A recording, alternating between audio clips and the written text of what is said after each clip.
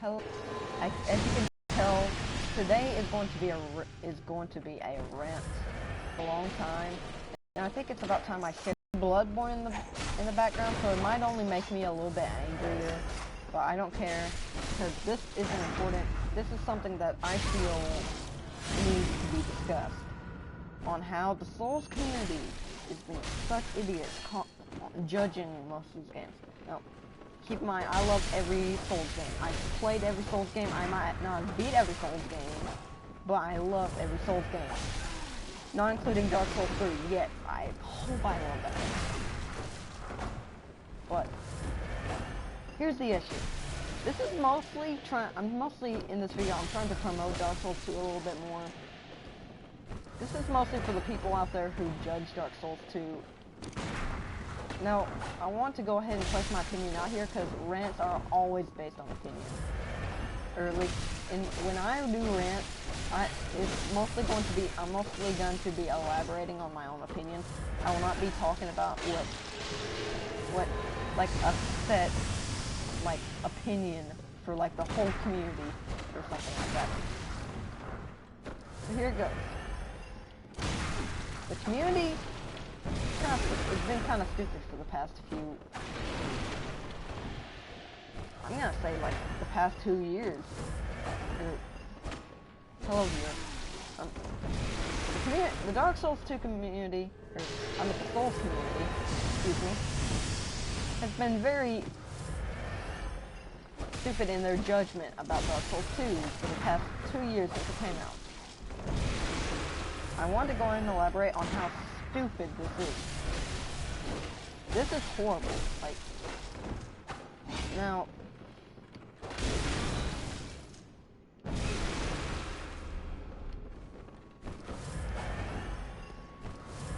I've been on crazy. I took a break today. I played by myself. Okay? And by the way, that's my friend in the chat for those who watch this video afterward, and crap. You haven't been here for too long. I'm going to go ahead and tell you, I'm ranting about the Souls community. I'm not really supposed to be paying attention to you in the chat, but whatever. Anyway. Continuing on, the Souls community has been judging Dark Souls 2 way too harmfully since it's come out. And I'm gonna stop on this character. And it's really been stupid, and my friend in the chat here has agreed with me. A lot of people judge Dark Souls 2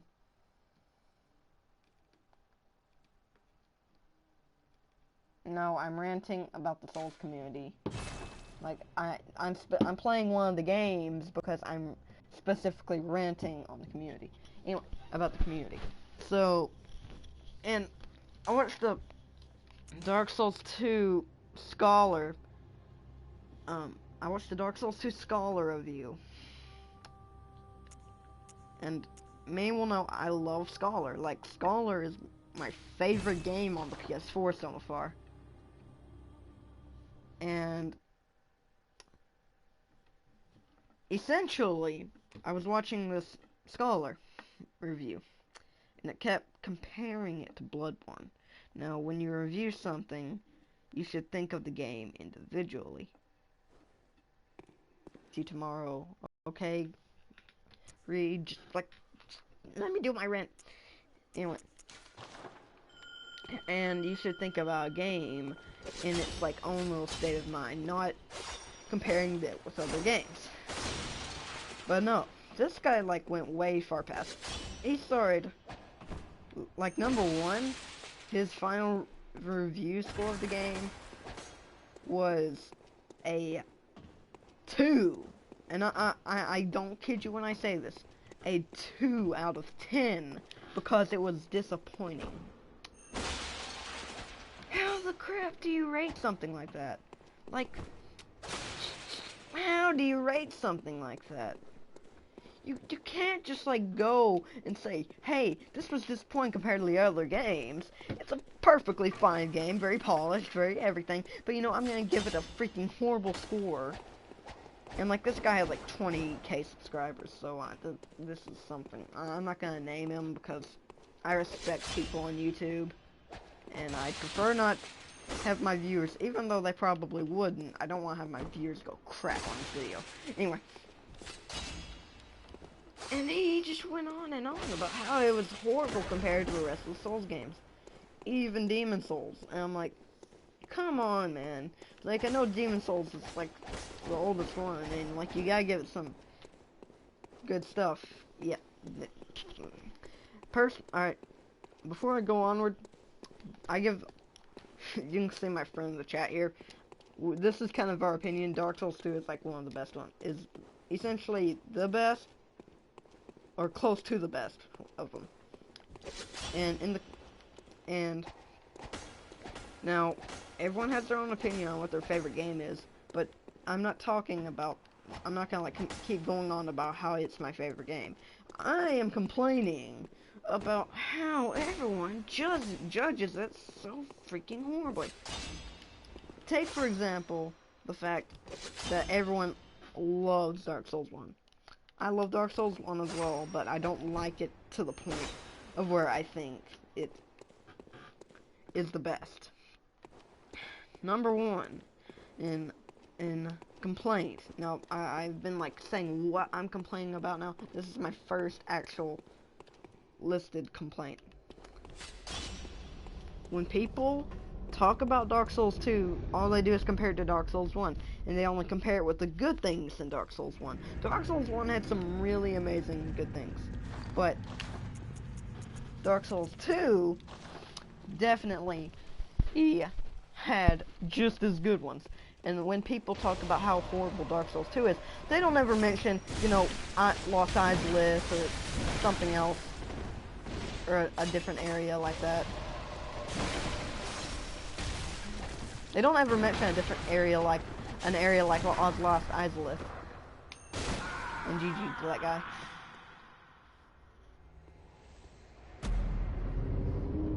Anyway, as I was saying, I'm ignoring you right now. I see your comment. Screw you. Can I turn? Hold on. And by the way, for my viewers who are watching this afterward, I'm like, I don't know like how I'm gonna say this.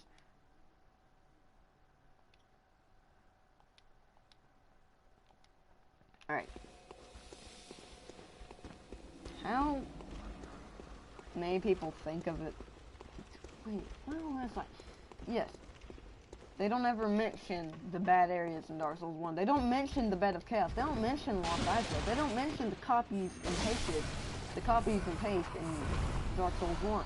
Why do you do that? And then you go, like, start complaining about the Shrine of Amana in Dark Souls 2, and, like, then you, like, basically, essentially, Miyazaki is, like, the Gabe Newell of everything now. Like, if you are a fan of any type of Souls, you know that the fan community holds Miyazaki as Gabe Newell, as essentially the Gabe Newell for Dark Souls. And while he is mostly the creator, it wasn't his first intent to create Demon Souls. He was actually handed the game after it was a failure.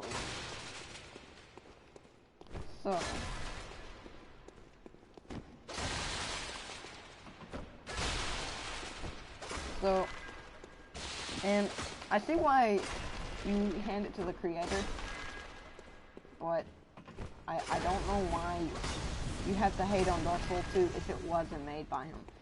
It's just as good as Dark Souls 1. Like, get over it. Like, Dark Souls 1 had some really bad mechanics, and Dark Souls 2 was a little bit fair, and it made it a little bit easier. Personally, I don't like games kicking my butt because something is over-leveled or something like that. That's why I don't play too many turn-based games. I've played Final Fantasy 7 and a little bit. I've played some of Final Fantasy 7. I've played some Final Fantasy 8. And the thing about those games is that with Final Fantasy 7, like, stuff that's over-leveled for you is meant to be bosses. If you're the same level as that boss is going to be incredibly average. In Final Fantasy VIII, the guys level up with you. So essentially, you go to a toughest area in the game, you go with like one that's, you go against an enemy, and a lot of people will know what I'm talking about when I'm talking about this enemy. If you've played Final Fantasy VIII, and you go to the toughest area, it's got the bad breath attack. I don't remember the name of it. Like, it's so tough for me to remember, even though it's completely easy. And it is,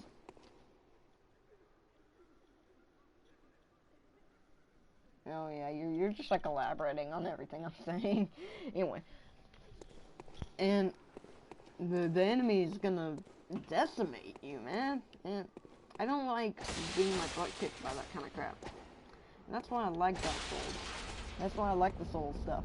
But when you have a dead-gum enemy, per se, it's a bad example. Bad example.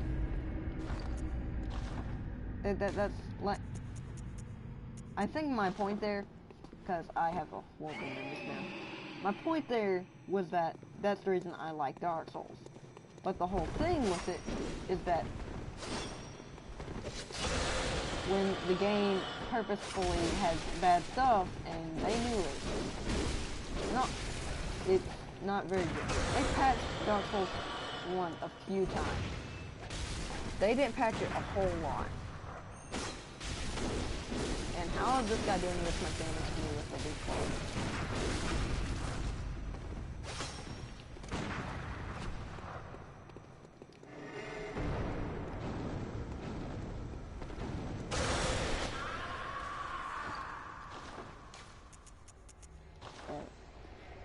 Gosh dang, it's so tough to like focus with that kind of crap going on. And when the game, and they did patch Dark Souls 1 a few times, but that was mostly stuff in terms of PvP. They didn't really do anything else to the actual game, or at least as far as my knowledge goes. You know, they probably did in the early stages of the game, but there's still quite a few problems. In Dark Souls 2, they like really buffed and debuffed, and was insanely good. Like, they paid attention to this community because they knew that it was gonna last for a while. Dark Souls 1, they didn't nerf the bit of chaos. They didn't for example, they didn't heck, they didn't do much for the game. That's all I have to say. They didn't make any weapons. They didn't, like, even support strength weapons in Dark Souls 1. I mean, strength weapons have their own strength in Dark Souls 1 compared to Dark Souls 2. But I think they still did strength weapons better in Dark Souls 2. It's just me. Then again, in Dark Souls 2, every weapon is supposed to be viable. That's something they didn't do in Dark Souls 1. They didn't make every weapon viable. If you wanted to use a dead-gum straight sword and you get plus 7, yeah, you need the stats. You need, like, incredibly high stats for that to work. Trust me, I've used Sunlight Straight Sword a lot in Dark Souls 1, and love that weapon to death. It's just that it doesn't have well, you can just, like, go get off the screen, alright? And it's just that you have to have such a high level, and it's not viable at all. Next, we go to Bloodborne. Now, this guy was comparing Scholar to Bloodborne, and Scholar and Bloodborne, they're released around the same time. At least as far as my knowledge knows. I actually don't really know. I think they did. I think it was like April and August, something like that. And Essential, why do I keep saying Essential? This guy, back onto like the guy who made the review. This guy was comparing Dark Souls 2 to a game that came out after it. And this game I'm playing right now, indeed. And trust me, I love this game to bits, but it's got a lot of crappy parts. Number one, you can get stun locked all the time. Like, and I understand that while the dodging has been buffed, dodging doesn't really help with stuff like, I don't know, a call from beyond, as you saw earlier. I just got one. Excuse me, I got decimated by it because I was hiding behind something and it literally homed right around it. How do you do that? Like, I don't understand. How do you do that to someone? Well, what if it was like a pixel of life? Yeah, that would make me even more mad. I'd probably like stop the stream there anyway, if that happened. So, and this guy just like, he was just talking about crap about Dark Souls 1. That's a little bit of an exaggeration, crazy, but I'll let you think what you think. Personally, here are my personal scores for the game, from my Souls games. Bloodborne, I'd say gets around an 8. I'd say it gets around an... Bloodborne and Demon Souls, I'm gonna give them an 8.5 out of 10.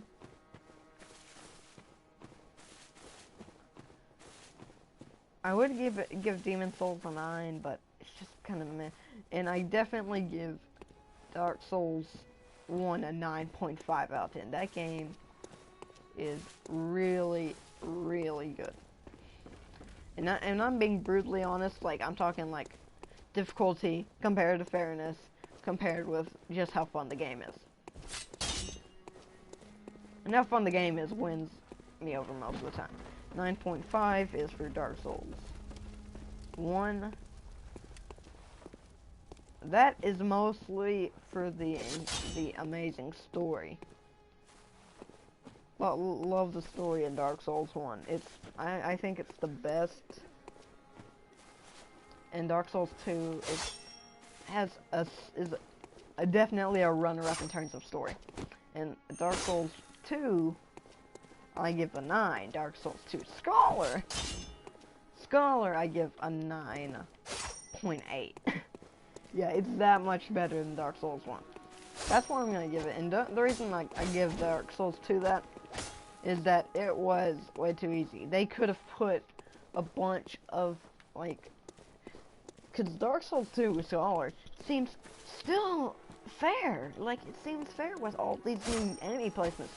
And it's just more or so. No, you're fine. I like your input. I'm just, like, trying to focus. And it's just really good. And man, it's tough for me to get my point out because I am horrible at talking. It's that much better because they used they made a way fair system, yet they made it a little bit more difficult, and this difficulty made it more fun. But difficulty without fairness is horrible. Just let me think of, like, hold on, give me a second. I know of something. The Immortal, yes. Perfect example of difficulty without fairness. The Immortal. That game.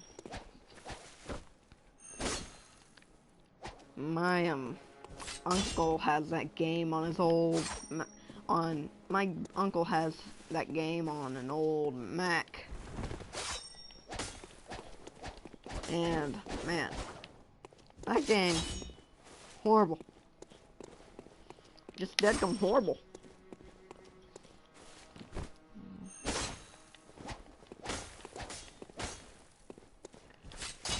Alright, now that I've kind of gotten my point out of the way, like I said, don't go onto YouTube looking for this guy's video. It did get a bunch of dislikes, but I still went over it anyway. And the dislikes really, and this time, like, since he was a smaller channel, his dislikes actually, like, made the video go down in its terms of common being common. So don't go digging for it and try to crap on the guy's video. I'm just saying he made a stupid decision. He might have made a video apologizing. I don't know. I just don't know. So I want to address one more point in this video, and that is artificial difficulty. This is something that the Souls and Born game, the Souls games and the Born game do really, really well. Going against that, in my opinion. Now, my personal definition of artificial difficulty is that it is difficulty when something is completely overleveled and you are forced to beat it. Like, let's per se, you went back to Salt and Sanctuary and you tried to beat the Unspeakable Deep. Get the trophy is required, but you don't need the trophy to have fun with the game. You need the trophy to beat the game. Unless, like, you think getting platinum for everything is beating the game.